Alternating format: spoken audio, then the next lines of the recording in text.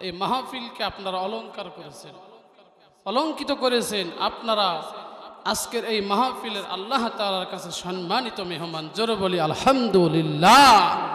সম্মানিত হাজিরিন, আমি একটা কথা বলেই আলোচনায় চলে যাব যে আজকে আমরা আমাদের জীবনে আমরা 16টি বছর জালেম ফেসিবাদের শাসন দেখেছি, আমরা কেয়ারটেকার শাসন দেখেছি, 25 বছরের শাসন দেখেছি, আমরা এরশাদের শাসন দেখেছি। সব কিছু বাদ আগামীর শাসন বাংলার জমিনে কোরআনের শাসন। কথা বলেন ঠিক কিনা? আমরা আগামীতে কোরআনের শাসন বাংলার জমিনে চাই। আগামীর পার্লামেন্ট কোরআনের পার্লামেন্ট, আগামীর সংসদ সদস্য কোরআনের সংসদ। কথা বলেন ঠিক কিনা? আগামীর কোরআন বাংলার কোরআন হবে। আমরা আর যাই তাই নেতা কথা দেখতে চাই না, যাদের মাধ্যমে আজকে বাংলার আজকে নিরীহ মানুষদেরকে আজকে নির্মমভাবে হত্যা করে নিত্য করা হয়। কথা বলেন ঠিক কিনা? যদি কখনো আল্লাহ চাহে তো যদি কখনো বাংলার জমিনে কোরআনের আইন বাস্তবায়ন হয়, আর কোনো গুম খুন হবে না। কথা বলেন ঠিক কিনা? সঠিক কোরআনের বিচার হবে, কেউ ছাড় পাবে না। কথা বলেন ঠিক কিনা? সম্মানিত হাজিরিন, আমরা সবাই কোরআনের আইন চাই, কোরআনের শাসন চাই। আজকে বাংলাদেশ স্বাধীন হওয়ার পর থেকে আজকে সবচাইতে নির্যাতিত মাজলুম আলেমরা বাংলার জমিনে। কথা বলেন, আজকে আপনি দেখেন আজকে বাংলাদেশের কোন জায়গায় সম্মানিত জায়গায় বড় জায়গায় আজকে আলেম ওলামা আছে নাই? আজকে আলেমদেরকে সম্মান দেওয়া হয় না। তো আমরা চাই আমাদের অধিকার, আমাদের সম্মান আমাদেরকেই আন্দোলন করে নিতে হবে। কথা বলেন ঠিক কি? সম্মানিত হাজিরিন, এই আমার যুবক বাবাজিরা ও আমার পর্দার অন্তরের মায়েরা, আল্লাহ রব্বুল আলামিন নবীজিকে যখন এই জমিনের মধ্যে পাঠাইলেন, আল্লাহ রাব্বুল আলামিন অসভ্য মানুষগুলোকে সভ্য বানানোর জন্য, জাহান্নামী মানুষগুলোকে জান্নাতি বানানোর জন্য আল্লাহ রাব্বুল আলামিন এই পৃথিবীর মানুষের জন্য 2টা নূর আল্লাহ তাআলা পাঠিয়ে দিয়েছে। জোরে বলি সুবহানাল্লাহ। একটা নূর নবীজি সাল্লাল্লাহু আলাইহি ওয়াসাল্লাম, আরেকটা হলো আল কোরআন। জোরে বলেন ঠিক না? আল্লাহ রাব্বুল আলামিন 1500 বছর পূর্বেই এই কোরআন যখন আল্লাহ রাব্বুল আলামিন নাজিল করে দিয়ে আল্লাহ তাআলার পয়গম্বরকে আল্লাহ রাব্বুল আলামিন 4টা তিনি বিষয়ভিত্তিক আলোচনা দিয়েছেন। 4টা আল্লাহ রাব্বুল আলামিন কথা দিয়েছেন, 4টা আল্লাহ রাব্বুল আলামিন তাকে দাওয়াতি কাজ দিয়েছেন। 1 নম্বর কাজ হলো আল্লাহ রাব্বুল আলামিন দিয়েছেন ইয়াতলু আলাইহিম আয়াতি। আল্লাহ রাব্বুল আলামিন যখন এই কোরআন নবীজির উপর নাজিল করে দিয়েছেন, আল্লাহ রাব্বুল আলামিন নবীজিকে 1 নম্বর যে কাজ দিয়েছেন, 1 নম্বর কাজ হলো নবী আপনি যখনই সময় পাবেন, যখনই আপনি সুযোগ পাবেন, মক্কার মানুষগুলোকে আপনি বেশি বেশি কোরআনের তেলাওয়াত শোনাবেন। যখনই সুযোগ হবে, যেখানেই আপনি সুযোগ পাবেন, মক্কার এই মানুষগুলোকে আপনি কোরআন তেলাওয়াত শোনাবেন, মক্কার মানুষগুলোকে আপনি কোরআন শোনাবেন। আর কোরআন শুনে শুনে মানুষগুলো আপনার দলে চলে আসবে। আল্লাহ তাআলার নবীজি এই কোরআনের কথা, কোরআনের তেলাওয়াত যখন মক্কার মানুষদের সামনে যখন তেলাওয়াত করতেন, সব মানুষগুলো পাগল হয়ে নবীজির কণ্ঠে কোরআনের তেলাওয়াত শোনেন। কিন্তু মক্কার বড় নেতা, বড় একজন প্রেসিডেন্ট, নাম হলো আবু জেহেল, উতবা, সাইবা, ওলীদ ইবনে মুগীরা, তাদের সহ্য হয় না আল্লাহর পয়গম্বর যেইখানে কোরআনের কথা বলে সেইখানে গিয়ে তারা বাধা সৃষ্টি করে। আল্লাহ রাব্বুল আলামিন নবীজিকে ডাক দিয়ে বলেন, নবী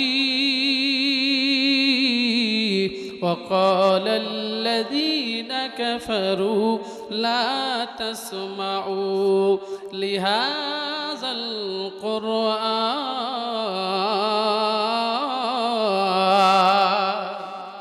নবী আপনি যেখানে কোরআন তেলাওয়াত করবেন এরা সবাই একটা পরামর্শ করেছে, তারা আপনার কোরআন আলোচনার মাঝখানে তারা শীষ বাজাবে, তালি বাজাবে, ঢাকঢোল পিটাবে, গন্ডগোল করে তারা কোরআনের মাহফিলকে তারা বিনষ্ট করে দিবে। কথা বলেন ঠিক কিনা? বলেন, এই কাজ ছিল কাদের? কোরআন বিরোধী যারা। কথা বলেন ঠিক কিনা? আজকে বাংলার জমিনে আজকে এই মাহফিল হচ্ছে, মাহফিলের বিরোধিতাকারী আছে কি নাই? জোরে কোন, আর জোরে কোন আছে কি নাই? মাহফিলের বিরোধিতাকারী আজকেও আছে, আগামীতেও থাকবে, কিয়ামত পর্যন্ত থাকবে। কথা বলেন ঠিক কিনা?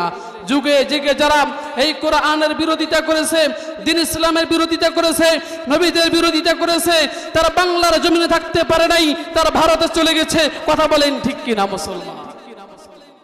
সম্মানিত হাজিরিন, আল্লাহ তাআলার নবী কোরআনের তেলাওয়াত করেন, কাফেরদের সহ্য হয় না, তারা বিরোধিতা করা শুরু করলো। আল্লাহর নবীজিকে তারা পাগল বলা শুরু করলো, আল্লাহর নবীজিকে তারা জাদুকর বলা শুরু করলো।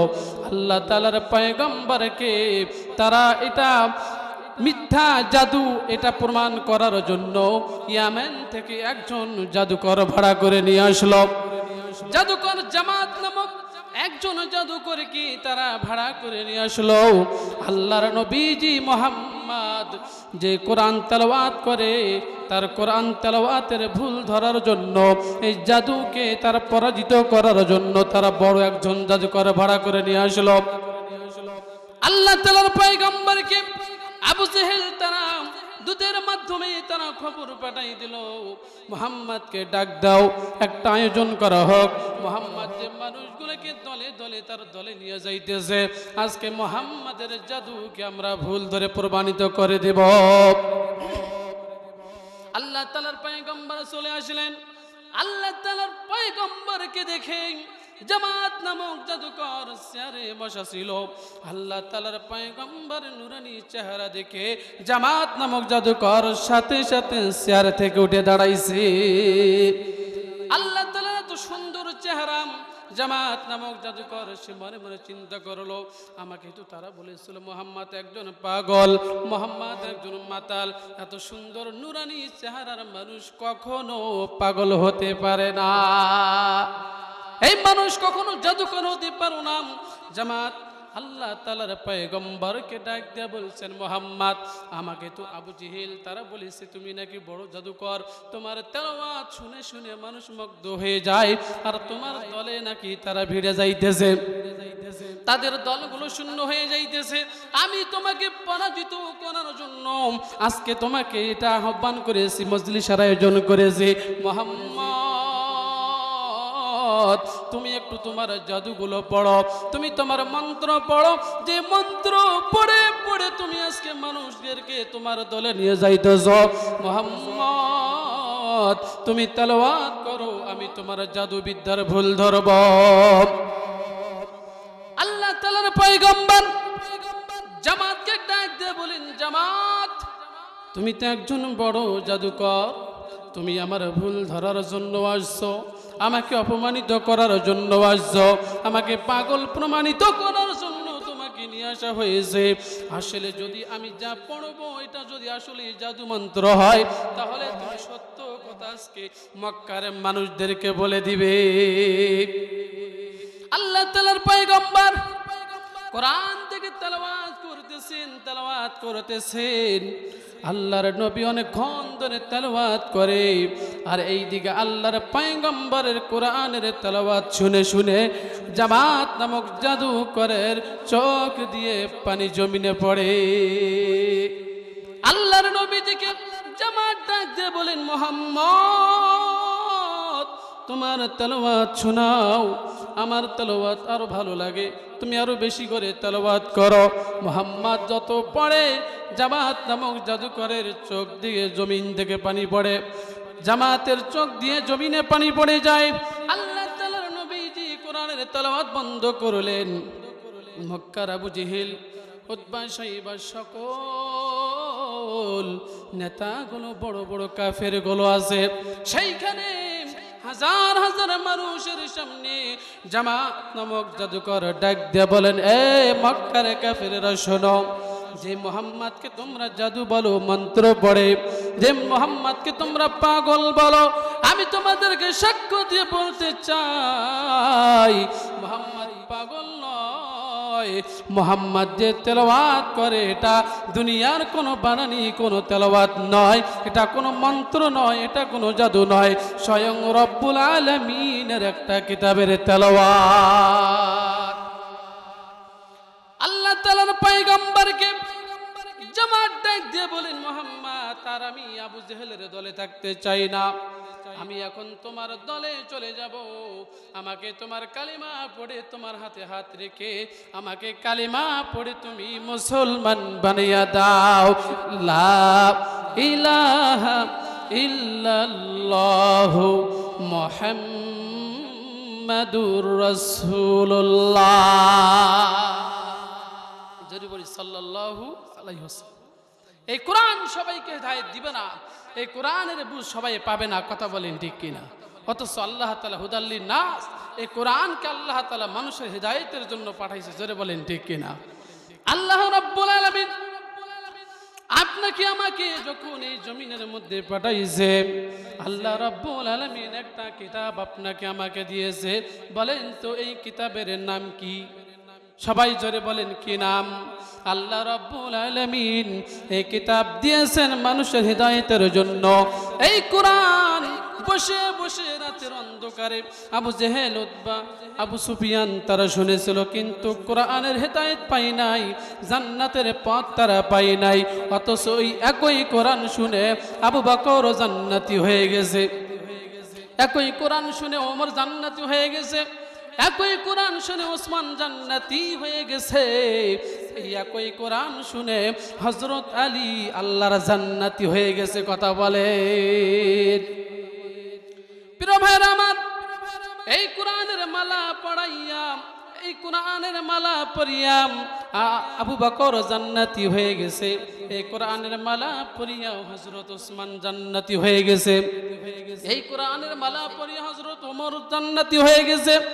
অথচ এই কোরআন যখন তিনি হেদায়েত পাবেন তার আগেই হযরত ওমর একজন বড় সন্ত্রাসী, একজন মাস্তান ছিল, কোরআনের বিরোধিতা করেছে, কিন্তু কোরআনের সংস্পর্শে আসার কারণে হযরত ওমরকে আল্লাহ রাব্বুল আলামিন দামি বানাইছে।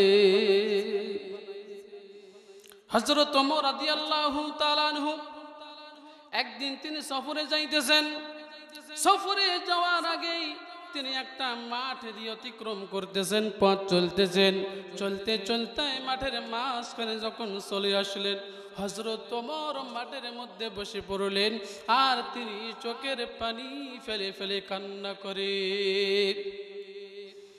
তার সঙ্গী সাথীরা হযরত ওমরকে ডাক দিয়ে বলেন, ওমর, আয় খলিফাতুল মুসলিমিন ওমর, আপনি কেন কান্না করেন হঠাৎ করে মাঠ দেখে? হযরত ওমর সাথীদেরকে ডাক দিয়ে বলেন, ভাইরা, এই মাঠ দেখে আমি কেন কান্না করতেছি? এত ছোটবেলায় এক সময় আমি এই মাঠের মধ্যে ছাগল চড়াইছি, এই মাঠের মধ্যে আমি দুম্বা চড়াইছি, এই মাঠের মধ্যে আমি উট চড়াইছি। আমার কোনো সম্মান ছিল না, আমার কোনো দাম ছিল না, আমি এক সময় রাখাল ছিলাম, রাখাল। এই মাঠের মধ্যে আমি ছাগল দুম্বা চড়াইতাম। প্রখর রোদ যখন হয়ে যেত, মরুভূমি, কোনো গাছ নাই, কোনো ছায়া নাই, রোদ হয়ে যেত, ছায়া পাওয়ার জন্য কোথাও আমি ছায়া পাইতাম না, ছোটাছুটি করতাম, থাকা যাইত না রোদের মধ্যে। মরুভূমিতে কিন্তু অনেক গরম, কথা বলেন ঠিক কিনা? প্রিয় ভাইরা আমার, হযরত ওমর বলতেছেন, আমি এই রোদ থেকে মুক্তি পাওয়ার জন্য, রোদ থেকে বাঁচার জন্য আমি ওই উটের পিছনে গিয়ে বসতাম ছায়া নেওয়ার জন্য, আর ওই উট তার লেদা সাদা গুলো আমি ওমরের মাথায় ফেলাইত। লেদা সাদা পড়ার কারণে আমার শরীরের মধ্যে ময়লা আসতো। এই অবস্থায় আমি বাসায় যখন যাইতাম, আমার বাবা আমাকে ডাক দিয়ে বলেন, ওমর, তোমার শরীরের মধ্যে ওই লেদা সাদাগুলো কেমন করে আসলো? আমি আমার বাবাকে ঘটনা করে বলতাম, আর আমার বাবা আমাকে একটা থাপ্পড় মারতো আর বলতো, ওমর তোর কি বিবেক বুদ্ধি জ্ঞান নাই? এইখানে বসলে যে তাদের লেদা সাদাগুলো তোমার শরীরে পড়বে। আল্লাহর গালি দিত, আল্লাহ আপনি আমাকে এমন একটা বোকা সন্তান দিয়েছেন, বিবেক নাই বুদ্ধি নাই, বড় হলে কেমনে সংসার চালাবে, বড় হলে কেমন করে ঘর করবে? আমি তো বেশি দিন বাঁচবো না, আমি তো একদিন কবরে চলে যাব, আমাকে তো কবরে যেতে হবে, কিন্তু আমার সন্তান কেমন করে সংসার চালাবে? আমার বাবা এইরকম নিজেকে গালি দিত, নিজেকে ধিক্কার জানাইতো, আমি ওমরকেও গালি দিত। আজকে আমি ওই সেই ওমর নাই, আজকে আমি সেই ওমর রাখালা নয়, আমার আল্লাহ রাব্বুল আলামিন আমি ওমরকে অর্ধ জাহানের খলিফা বানাইছে। আমি এক সময় এই মাঠে ছাগল চড়াইছি, আমি দুম্বা চড়াইছি, ওমরের সম্মান ছিল না, ওমরের দাম ছিল না, সেই ওমরকে আল্লাহ পাক রব্বুল আলামিন দামি বানাইছে এই কোরআনের জন্য। জোরে বলি সুবহানাল্লাহ। বলেন তো কোরআনের সঙ্গে স্পর্শ আসলে দাম আছে কি নাই? জোরে বলেন আছে কি নাই? এই কোরআনের সংস্পর্শে আপনার আমার আসার দরকার আছে কি নাই? ছেলে মেয়েদের আনার দরকার আছে কি নাই? আপনার মেয়েদেরকে মাদ্রাসায় ভর্তি করে দেওয়ার দরকার আছে কি নাই? জোরে বলে। প্রিয় ভাইরা আমার, আলোচনায় চলে যাব। আলোচনা করেছি আস্তাগফিরু রাব্বাকুম সুম্মা তুবু ইলাইহি ইন্না রাব্বি রহিমু ওয়াদুদ। আল্লাহ তাআলা জানেন আমি জমিনের মধ্যে মানুষ বানাইছি, এই মানুষগুলোকে পথ উল্টাইয়া জাহান্নামের দিকে নিয়ে যাবে। শয়তান আছে কি নাই? জোরে বলেন। ইবলিস আমার এই সহজ সরল গোলামগুলোকে পান ভুলাইয়া ভুলাইয়া মিষ্টি কথা বলিয়া বলিয়া নেকের কাজ থেকে দূরে রাখবে, গুনার কাজ করাইয়া করাইয়া জান্নাত থেকে আমার গোলামগুলোকে জাহান্নামের পথে নিয়ে যাবে।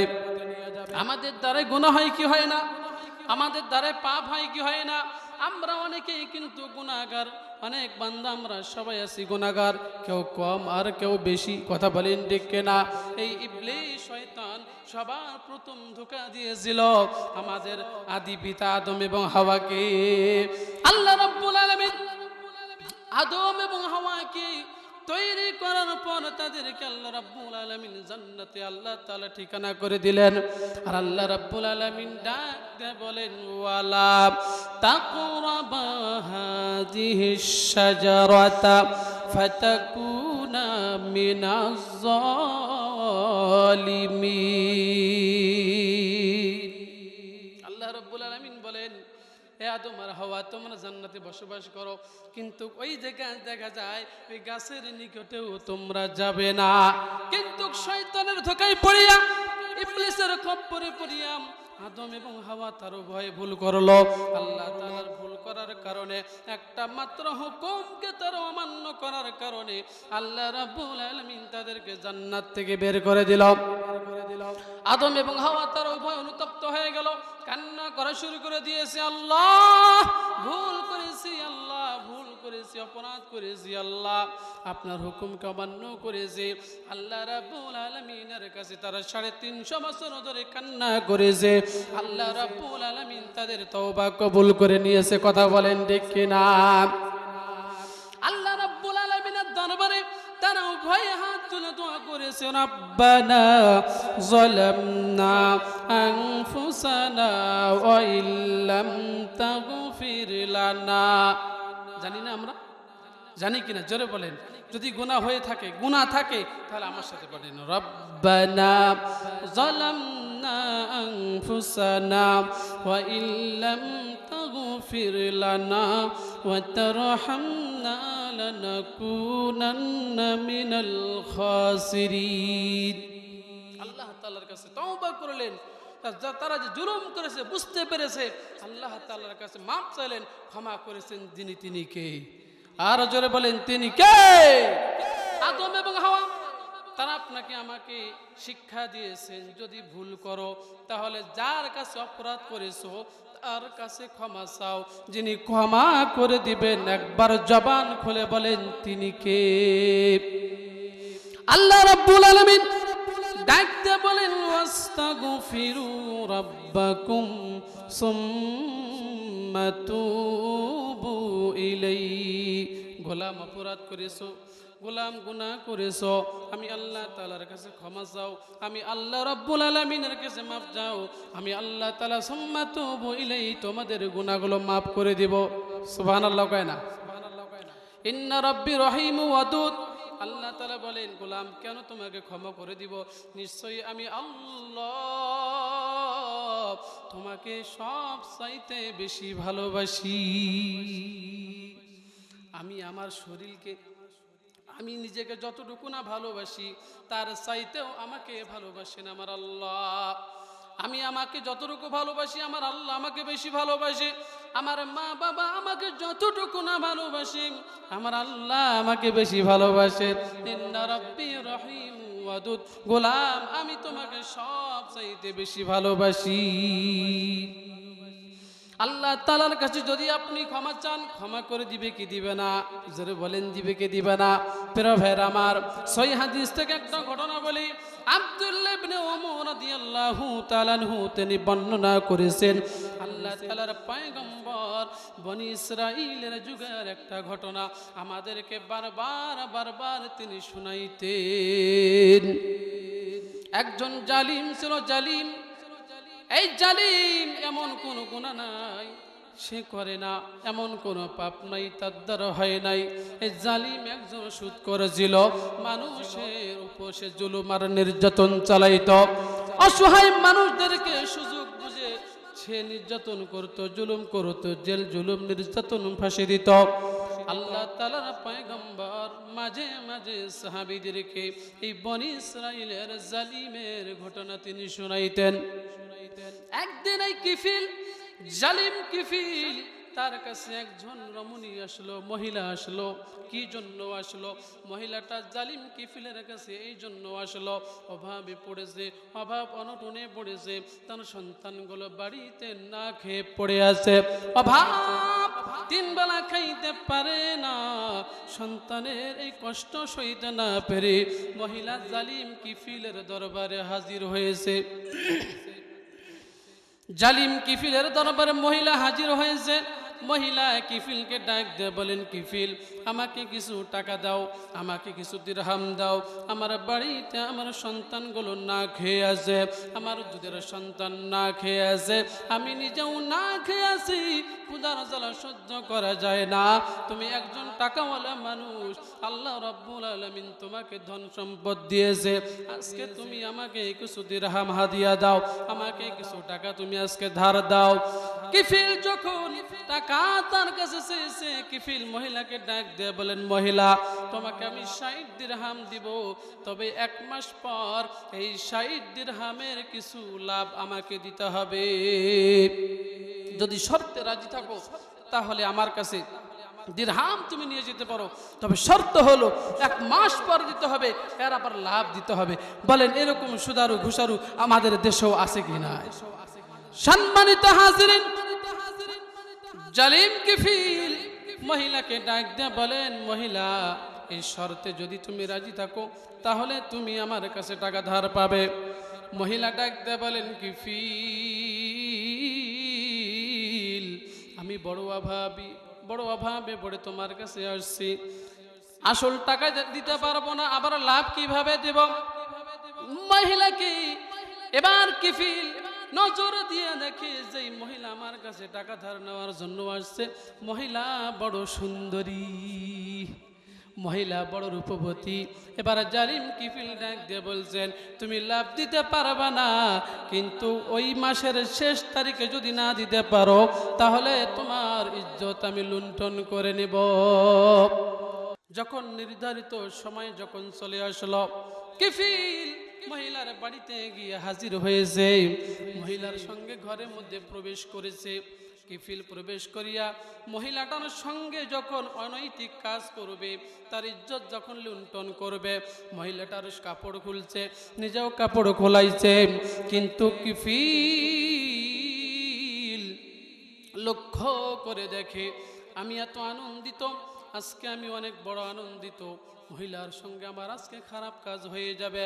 কিন্তু জালিম কাফির লক্ষ্য করে দেখে মহিলার চোখ দিয়ে ধর ধর করে পানি বের হয়, মহিলার চোখ দিয়ে ধর ধর করে পানি বের হয়ে যায়। কাফিল মহিলারে ডাক দিয়ে বলেন, মহিলা তুমি কেন কান্না করো? তোমার তো আনন্দিত হওয়ার কথা, তোমার তো খুশি হওয়ার কথা, কি কারণে তুমি কান্না করো? মহিলা ডাক দিয়ে বলেন, কাফিল আজকে যে কাজটা করতেছ, আমি জীবনে এমন খারাপ কাজ আমি করি নাই। কাফিল একদিন তো তোমাকে মরতে হবে, আমাকেও মরতে হবে। আল্লাহ রাব্বুল আলামিন দেখতেছে, আল্লাহ তাআলা যদি আমাকে হাসরের ময়দানে যদি বলে, মহিলা জেনার কাজ করেছো, এই জেনা করার কারণে তোমার ঠিকানা জাহান্নাম। কথা বলেন ঠিক কিনা? আল্লাহ রাব্বুল আলামিন যদি আমাকে এই আদেশ দেন, হাসরের ময়দানে লক্ষ লক্ষ কোটি কোটি মানুষের সামনে আল্লাহ তাআলা যদি আমাকে একজন জিনাকারী বলে ডাক দেয়, কাফিল এই জন্য আমি কান্না করতেছি, আমার অন্তরে আল্লাহ রাব্বুল আলামিনের ভয়। কাফিল এই কাজ আমার দ্বারা হবে না, এই কাজ আমি করতে পারবো না, আল্লাহ তাআলার আদালতে আমি দোষী সাব্যস্ত হয়ে যাব। কাফিল মহিলার কথা শুনে তিনিও দাঁড়িয়ে গেলেন, শরীরের কাপড়গুলো খুলছিলেন, কাপড়গুলো পরিধান করলেন। কাপড়গুলো পরিধান করার পর মহিলাকে কাফিল এবারে ডাক দিয়ে বলেন, মহিলারে তোমাকে যে আল্লাহ সৃষ্টি করেছে, আমাকেও তো সেই আল্লাহ সৃষ্টি করেছে। তোমার যদি অন্তরে কবরের ভয় আসে, তোমার অন্তর যদি জাহান্নামের ভয় আসে, তোমার অন্তর যদি আল্লাহর ভয় আসে, তাহলে তো আমারও এই অবস্থা হওয়ার দরকার। মহিলা যাও যাও রে মহিলা, আমি যে তোমাকে যে খারাপ কাজ তোমার সঙ্গে করতে চেয়েছিলাম, এই খারাপ কাজ করব না। আমার কাছে তুমি 60 দিরহাম তুমি আমার কাছে হাওলাত নিয়েছিলা, আমি তোমাকে আমার আল্লাহর জন্য ক্ষমা করে দিলাম, তোমার কাছ থেকে আমি আর এই টাকা নিব না। এই কথা বলে মহিলাকে বিদায় করে দিয়ে বাসায় চলে আসছে। আল্লাহর কে কাম, কাফিল ওই রাতের বেলা তওবা করেছে, আল্লাহ তাআলার কাছে তওবা কবুল হয়েছে। ওই রাতের বেলা কাফিল জমিন থেকে বিদায় নিয়ে চলে গেছে। সকালবেলা ওই রাজ্যের মধ্যে, ওই দেশের মধ্যে, ওই গ্রামের মধ্যে, ওই শহরের মধ্যে চতুর্দিকে ছড়িয়ে গেল, কাফিল মারা গেছে, জালিম মারা গেছে। বলেন তো জালিম যদি কেউ মারা যায়, যারা মানুষের উপর জুলুম আর নির্যাতন করেছে, তার যদি কোনো মৃত্যুর সংবাদ মানুষের এখানে পৌঁছা যায়, বলেন তো মানুষ খুশি হবে কিনা? জোরে বলেন হবে কিনা? মানুষ খুশি হয়ে গেছে, মানুষ আনন্দিত হয়ে গেছে। আরে একজন জালিম মারা গেছে, যার অত্যাচার আমরা সবাই আমরা পেয়েছি, যে জালিম আমাদের উপর অত্যাচার করেছে, জুলুম করেছে, এই জালিম কাফিল মারা গেছে, বড়ই আজকে আমাদের জন্য ভালো হয়েছে। আল্লাহ রাব্বুল আলামিনের কাছে এই কাফিল এমন ভাবে তওবা করেছিল, আল্লাহ রাব্বুল আলামিন কাফিলের এই তওবা করার কথা কিন্তু দুনিয়ার কোনো মানুষ জানে কে? জোরে বলেন। আল্লাহ রাব্বুল আলামিন জানেন, দুনিয়ার কোনো মানুষ তো জানে না। আল্লাহ রাব্বুল আলামিন ওই এলাকার সব মানুষগুলো দরজার মধ্যে আল্লাহ রাব্বুল আলামিন কুদরতি ভাবে এই লেখাটা উঠাই দিলেন, আমার কাফিল একজন জালিম নয়, আমার কাফিলকে আমি আল্লাহ রাব্বুল আলামিন মাফ করে দিয়েছি। তাহলে দেখেন, জালিম ছিল, জেনাকারী ছিল, ধর্ষক ছিল, কিন্তু আল্লাহর রাস্তায় ফিরে আসার কারণে ইন্না রাব্বি রহিমু ওয়াদুদ। বলেন বান্দাকে সবচেয়ে ভালোবাসে কে? জোরে বলেন, কে বেশি ভালোবাসে? আল্লাহ তাআলা জালিম কাফিলের তওবা কবুল করে নিয়ে আল্লাহ তাআলা তাকে জান্নাতি বানাইছে। জোরে বলি সুবহানাল্লাহ। একই দিন তোমারি নাম মসজিদে হবে এলান, একই দিন তোমারি নাম মসজিদে হবে এলান, তৈরি থেকো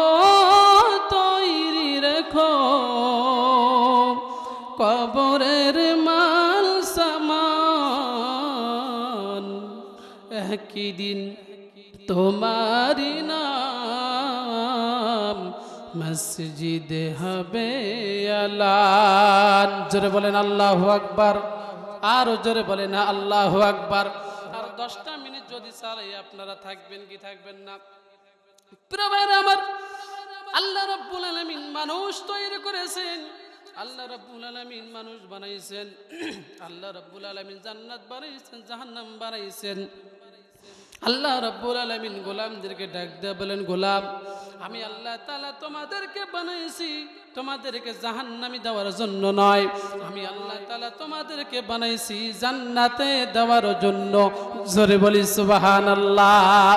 যখন কোন গুনাহগার কখনো যদি কোনো তওবাকারী যদি তওবা করে রবের দিকে যদি ফিরে আসে, আল্লাহ তাআলার পয়গম্বর তিনি হাদিসের ভিতরে বলেছেন, একজন মানুষের একটা মরুভূমির মধ্যে উট হারিয়ে গিয়েছে, খুঁজতে খুঁজতে হঠাৎ করে যদি কখনো তার ওই উটটাকে যদি সে ফিরে পায়, খুঁজে পায়, এই মালিক যেমন করে খুশি হয়ে আত্মহারা হয়ে যায়। আল্লাহ রাব্বুল আলামিনের কাছে যদি কোনো গুনাহগার যদি কখনো গুনাহ করে ফিরে আসে, যদি তওবা করে ফিরে আসে, তার চাইতে আমার মালিক একজন গুনাহগার তওবা করার কারণে তার চাইতে বেশি খুশি হয়ে যায়। আল্লাহ ও গো আল্লাহ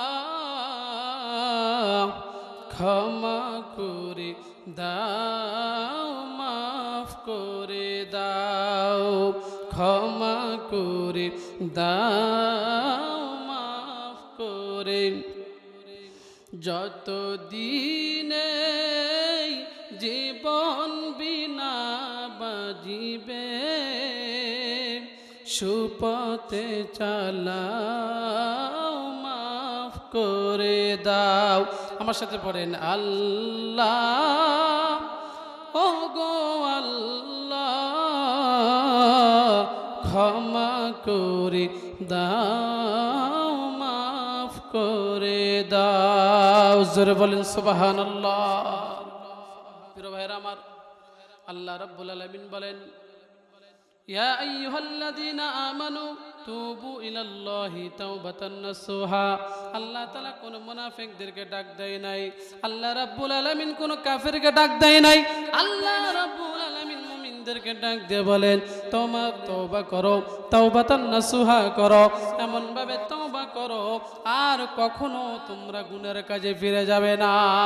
যদি তওবা করতে পারো, বলেন ক্ষমা করে দিবে তিনি কে? আল্লাহ তাআলা নবীদের পয়গম্বর মুহাম্মদ রাসূলুল্লাহ সাল্লাল্লাহু আলাইহি ওয়াসাল্লামের সাহাবী হযরত ওমর রাদিয়াল্লাহু তাআলা আনহু, তিনি রাস্তা দিয়ে যাইতেছেন, হঠাৎ করে দেখলেন রাস্তার পাশে একজন যুবক কান্না করতেছে। আল্লাহ তাআলা রাসূলের সাহাবী হযরত ওমর রাদিয়াল্লাহু তাআলা আনহু যুবককে ডাক দিয়ে বলেন, যুবক তুমি কান্না করো কেন? তোমার কি কেউ মারা গেছে? তোমার কি মা বাবা কেউ মারা গেছে নাকি? এই জন্য কি তুমি কান্না করতেছ? যুবক হযরত ওমরকে ডাক দিয়ে বলেন, ওমর আমার মা মারা যায় নাই, আমার বাবা মারা যায় নাই, এমন কোন কারণে আমি কান্না করতেছি না। হযরত ওমর ডাক দিয়ে বলেন, যুবক তোমার কান্নার কারণ কি আমাকে একটু খুলে বলো। হযরত ওমরকে যুবক ডাক দিয়ে বলেন, ওমর আপনি যেহেতু আমার কান্না করার কারণ জানতে চান, আমি আপনাকে বলতে চাই আমি কান্না করতেছি আমার গুনার কারণে। আমরা কিন্তু আমাদের গুনার কারণে কখনো কান্না করি না, কথা বলেন ঠিক কিনা? হুজুর হাত তুলে মুনাজাত করছে, আল্লাহ আপনি আমাদের গুনাহ মাফ করে দেন, কিন্তু গুনাহগার চোখ দিয়ে কখনো আমাদের পানি বের হয় না। যুবক কি এমন গুনাহ করেছে যার কারণে যুবক রাস্তার পাশে বসে হাউমাউ করে কান্না করতেছে? ওমরকে যুবক ডাক দিয়ে বলেন, ওমর আপনি মনে হয় রাসূলের দরবারে যাবেন। ওমর বলছেন, যুবক আমি এখন রাসূলের দরবারে যাব। যুবক ওমরকে ডাক দিয়ে বলেন, আবার আমাকে একটু রাসূলের দরবারে নিয়ে চলো, আমি আমার গুনার কথা আমি রাসূলের দরবারে খুলে বলবো। এই আমার যুবক ভাইরা, আয় আমার পর্দার অন্তরালে মায়েরা, একটু মনোযোগ দিয়ে শোনেন নে বাবা। আজকে রাত্রি আপনার আমার জীবনের শেষ রাত্রি হতে পারে, আজকের দিনটাই আমাদের জন্য শেষ দিন হতে পারে। আর কখনো আগামীকাল আমরা সূর্যের আলো দেখতে পাবো কিনা জানি না, আর আমার বন্ধু বান্ধবের সঙ্গে সাক্ষাৎ হবে কিনা জানি না। হযরত ওমর রাদিয়াল্লাহু তাআলা আনহু যুবককে সঙ্গে করে নিয়ে রাসূলের দরবারে চলে গেছে। যুবককে বাহিরে দাঁড় করিয়া হযরত ওমর রাসূলের দরবারে চলে গেলেন। আল্লাহ তাআলা রাসূলকে সালাম জানাইছেন। আল্লাহ তাআলা রাসূল সালামের উত্তর নিলেন। নেওয়ার পর আল্লাহ তাআলা রাসূল তিনি লক্ষ্য করতেছেন হযরত ওমরের চোখ থেকে দরদর করে পানি জমিনে পড়তেছে। আল্লাহ তাআলা রাসূল হযরত ওমরকে ডাক দিয়ে বলেন, ওমর, আমি তো তোমাকে এইভাবে কখনো চোখের পানি ফেলাইতে দেখি নাই, এইভাবে তো তোমাকে কখনো কান্না করতে দেখি নাই, কি কারণে তুমি কান্না করতেছ? আল্লাহ তাআলা রাসূলকে হযরত ওমর ডাক দিয়ে বলেন, ইয়া রাসূলুল্লাহ, রাস্তার মাঝখানে এই কাহিনী হয়ে গেছে। আমি একজন গুনাহগার যুবককে আপনার দরবারে নিয়ে এসেছি, সে নাকি তার গুনার কথা আপনার কাছে খুলে বলবে। আল্লাহ তাআলার পয়গম্বর আদেশ দিলেন, যাও ওমর, যাও, এই গুনাহগারকে আমার সামনে হাজির করাও। আল্লাহ তাআলার পয়গম্বরের সামনে যুবককে হাজির করা হয়েছে। আল্লাহর পয়গম্বরকে দেখে যুবক হাউমাউ করে কান্না করে। আল্লাহ তাআলা রাসূল যুবককে ডাক দিয়ে বলেন, যুবক, তুমি নাকি গুনাহ করেছো? আল্লাহর পয়গম্বরকে যুবক ডাক দিয়ে বলেন, ইয়া রাসূলুল্লাহ, আমি গুনাহ করেছি। যুবক, তুমি কি আসমানে চাইতে বড় গুনাহ করেছো নাকি? আল্লাহর পয়গম্বরকে যুবক ডাক দিয়ে বলেন, ইয়া রাসূলুল্লাহ, আমি আসমানের চাইতেও বড় গুনাহ করেছি। হ্যাঁ যুবক, তুমি কে এমন গুনাহ করেছো? আমি রাসূলের সামনে খুলে বলো। এবার যুবক তার গুনার কথা খুলে বলা শুরু করলেন। ইয়া রাসূলুল্লাহ, ইয়া হাবিবাল্লাহ, আমার পেশা হলো কাপড় চুরি করা। মদিনা শহরের মধ্যে যদি কোন মানুষ যদি মারা যায়, আমি রাতের অন্ধকারে ওই মানুষের কবরে খুঁড়ে খুঁড়ে আমি লাশের শরীর থেকে নতুন কাপড়গুলো নিয়ে পরের দিন বাজারের মধ্যে গিয়ে বিক্রি করে যা টাকা পাই টাকা দিয়ে আমার সংসার চালাই, আমার সন্তানদের খাবার দেই, আমার বিবিকে খাবার দেই, আমার মা বাবাকে খাবার দেই। ইয়া রাসূলুল্লাহ, আমি লাশের কাপড়গুলো খুলে খুলে আমি বাজারে বিক্রি করে। আল্লাহ তাআলার পয়গম্বর যুবককে ডাক দিয়ে বলেন, যুবক, তুমি এখন তোমার ভুল বুঝতে পেরেছো, আল্লাহর কাছে তওবা করো, আল্লাহ রাব্বুল আলামিন তোমার গুনাহ মাফ করে দিবে। যুবক হাউমাউ করে আনো জোরে জোরে কান্না করা শুরু করে দিয়েছে।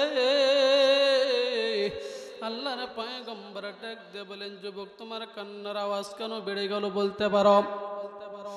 যুবক এবার আল্লাহর পয়গম্বরকে ডাক দিয়ে বলেন, ইয়া রাসূলুল্লাহ, ইয়া হাবিবাল্লাহ, কিছুদিনের ঘটনা, কিছুদিন হয়ে গেল, মদিনা শহরের মধ্যে একজন সুন্দরী রমণী মারা গেছে। ওই সুন্দরী রমণীকে যখন তার গ্রামবাসী, আত্মীয় স্বজন, মা বাবা তাকে যখন কবরস্থ করে চলে এসেছে, আমি রাতের বেলা ওই মহিলার, সুন্দরী মহিলা এখনো বিবাহ হয় নাই, তার সতীত্বকেও এখনো নষ্ট করে নাই, ওই মহিলা সুন্দরী রমণীর কবরে আমি রাতের বেলা চলে গেলাম, গিয়ে আমি তার কবর থেকে মাটিগুলো সরাইলাম, আমি তার কবর থেকে আপনার বাঁশগুলো সরাইলাম। ইয়া রাসূলুল্লাহ, ওই সুন্দরী মহিলার কবর আমি প্রবেশ করলাম। প্রবেশ করানোর পর আমি ওই সুন্দরী রমণীর শরীর দেখে নতুন নতুন 5টা কাপড় আমি খুলে নিলাম। ইয়া রাসূলুল্লাহ, আমি 5টা কাপড় খুলে নিয়া মহিলাটাকে আমি উলঙ্গ করে রেখে যখন উঠতেছে, আমার মনের মধ্যে শয়তান ধোঁকা দেওয়া শুরু করেছে। আমাকে ডাক দিয়ে বলে, আমার শয়তান, হে যুবক, তুমি যে মহিলাটার কাপড় গোলাইছ, তুমি কি লক্ষ্য করে দেখেছ, যার তুমি কাপড়ের কাপড় তুমি নিয়ে যাইতেছ, এ হলো মদিনার সবচাইতে সুন্দরী একজন রমণী। এক যুবক, তুমি একবার তাকাইয়া দেখো কত সুন্দর। ইয়া রাসূলুল্লাহ, আমার নফসে আমার দোকায় পড়িয়া, শয়তানের গপ্পরে পড়িয়া আমি যখন ওই মহিলার দিকে তাকাইলাম, দেখলাম মদিনার মধ্যে সবচাইতে একজন সুন্দরী রমণী শুয়ে আছে। আমার মনের শয়তান আমাকে ডাক দিয়া বলেন, যুবক, তোমার তোমার এটাই বড় সুযোগ। মহিলার ইজ্জত তুমি লুণ্ঠন করে নাও, মহিলার সঙ্গে খারাপ কাজ করো, তোমাকে কেউ বাধা দিবে না। যেই মহিলাকে পাওয়ার জন্য মদিনার অনেক যুবক তারা পাগল ছিল, কিন্তু মহিলাটাকে কেউ দেখতে পাই নাই। যুবক, তোমার কাছে একটা সুযোগ এসেছে, মহিলার ইজ্জত তুমি আজকে লুণ্ঠন করে নাও, বাধা কেউ দিবে না। ইয়া রাসূলুল্লাহ, আমি ওই মহিলাটার ইজ্জত লুণ্ঠন করে নিয়ে তৃপ্তি নিয়ে যখন আমি উঠতেছিলাম, আমাকে কবর থেকে, হাজার হাজার কবর থেকে কে যেন গায়েবী আওয়াজ দেয়, যুবক তুই আজকে হাজার হাজার কবরওয়ালাদের সামনে আমাকে তুই ইজ্জত নষ্ট করলি, আমাকে তুই আজকে উলঙ্গ করলি। যুবক কই যাও, কই যাও? হাসরের ময়দান কায়েম হয়ে যাবে রে যুবক। আল্লাহর দরবারে যখন তুই দাঁড়াবি, আল্লাহর দরবারে তোমার নামে মামলা দিব। ইয়া রাসূলুল্লাহ, আমি যখন এই আওয়াজ শুনতে পেয়েছি বাড়িতে আসলাম। আসার পর আমার রাতের বেলা ঘুম হয় না, খাইতে বসলে আমার আর খাইতে মন চায় না। ইয়া রাসূলুল্লাহ, বড় একটা খারাপ কাজ করেছি, জুলুম করেছি। ইয়া রাসূলুল্লাহ, আপনি আমাকে তওবার রাস্তা খুঁজে দেন, আল্লাহ তাআলা যেন আপনার দোয়ায় আমাকে মাফ করে দেয়। আল্লাহ তাআলার পয়গম্বর যখন এই কথা যুবকের জবান থেকে শুনেছে, আল্লাহ তাআলার পয়গম্বর যুবককে ডাক দিয়ে বলেন, যুবক বের হয়ে যা, আমার দরবার থেকে বের হয়ে যা, তোর কোনো ক্ষমা নাই। যুবক আর কোথাও যাই নাই, যুবক বাড়িতে যাই নাই, আত্মীয় স্বজনের বাসায় যাই নাই। যুবক চলে গেছে একটা পাহাড়ে, কোথাও যাই নাই, পাহাড়ে চলে গেছে। একদম উঠতে উঠতে একটা বড় একটা পাহাড়ে কিনারায় উঠে গেছে। আল্লাহ রাব্বুল আলামিনকে চোখের পানি ফেলে দিয়া আল্লাহ তাআলার কাছে কান্না করা শুরু করে দিয়েছে। আল্লাহ, আমি বড় গুনাহ করেছি, আপনার পয়গম্বর আমাকে দূর দূর করে তাড়িয়ে দিয়েছে। আয় আল্লাহ, আমি এত বড় গুনাহ করেছি, আপনি আমাকে ক্ষমা করে দেন। আল্লাহর দরবারে যুবক গোলামটা যখন তওবা করেছে, চোখের যখন পানি ফেলাইছে, এইভাবে একদিন, 5 দিন, 10 দিন, 15 দিন, 20 দিন যায়, 40 দিন অতিবাহিত হয়ে গেছে। আল্লাহ তাআলার পয়গম্বরের কাছে জিবরাইল চলে এসেছে। আল্লাহ তাআলার রাসূলের কাছে জিবরাইল 3টা প্রশ্ন নিয়ে এসেছে। আল্লাহ তাআলার রাসূলকে ডাক দিয়ে বলেন, ইয়া রাসূলুল্লাহ, ইয়া হাবিবাল্লাহ, এই যে মাখলুকাত, মানুষ কিছু, সব কিছু কে তৈরি করেছে, সৃষ্টি করেছে? আল্লাহ তাআলার পয়গম্বর বলেন, আল্লাহ তাআলা সৃষ্টি করেছে। এবার জিবরাইল আমিন 2 নম্বর প্রশ্ন করেন, ইয়া রাসূলুল্লাহ, এই যে মাখলুকাত আল্লাহ তাআলা তৈরি করেছে, এদেরকে রিজিকের ব্যবস্থা কে করে? আপনি করেন না, আল্লাহ করে। আল্লাহর পয়গম্বর জিবরাইলকে ডাক দিয়ে বলেন, জিবরাইল, রিজিকের মালিক আমি নয়, আল্লাহ। 3 নম্বর প্রশ্ন জিবরাইল আমিন আল্লাহর পয়গম্বরকে করে। আল্লাহর পয়গম্বরকে ডাক দিয়ে বলেন, ইয়া রাসূলুল্লাহ, আল্লাহ রাব্বুল আলামিন 3 নম্বর প্রশ্ন দিয়েছে, এই মানুষ আল্লাহ তাআলা তৈরি করেছে, এই মানুষের রিজিকের ব্যবস্থা আল্লাহ করে। আর এই মানুষ যদি কখনো গুনাহ করে, বলেন তো এই গুনাহ করার ক্ষমতা আপনার না আল্লাহর? আল্লাহর পয়গম্বর ডাক দিয়ে বলেন, জিবরাইল, গুনাহ ক্ষমা করার একমাত্র ক্ষমতা আল্লাহর। ইয়া রাসূলুল্লাহ, 40 দিন পূর্বে আপনার কাছে একজন যুবক এসেছিল। আল্লাহর পয়গম্বর বলে, হ্যাঁ জিবরাইল, যুবক এসেছিল। আল্লাহ তাআলার পয়গম্বরকে জিবরাইল ডাক দিয়ে বলেন, ইয়া রাসূলুল্লাহ, ইয়া হাবিবাল্লাহ, জান, ওই যুবক গোলামটা 40 দিন ধরে খানা পিনা বন্ধ করিয়া আল্লাহর কাছে তওবা দেওয়ার জন্য গিয়েছে। আল্লাহ তাআলা তার তওবা কবুল করে নিয়েছে। আল্লাহ রাব্বুল আলামিন তাকে মাফ করে দিয়েছে। জোরে বলি সুবহানাল্লাহ। সম্মানিত হাজিরিন, জোরে বলেন, ক্ষমা করার মালিক কে? আমরা যে গুনাহ করেছি, এখানে কেউ বলতে পারবো না আমার গুনাহ নাই। কেউ বলতে পারবো নাকি? সাহস থাকলে খুলে বলেন, হুজুর আমার গুনাহ নাই। কেউ নাই, আমাদের গুনাহ আছে, আমরা সবাই আল্লাহ তাআলার কাছে ক্ষমা যাব। আল্লাহ রাব্বুল আলামিন আপনাকে আমাকে ক্ষমা করে দিবে, কথা বলেন ঠিক কিনা? আল্লাহ পাক রব্বুল আলামিন আজকের এই আলোচনা, আজকের এই কথা, ওয়াজ নসিহতকে আল্লাহ তাআলা আমাদের জন্য নাজাতের ওসিলা করে দেখ, জোরে বলেন আমিন।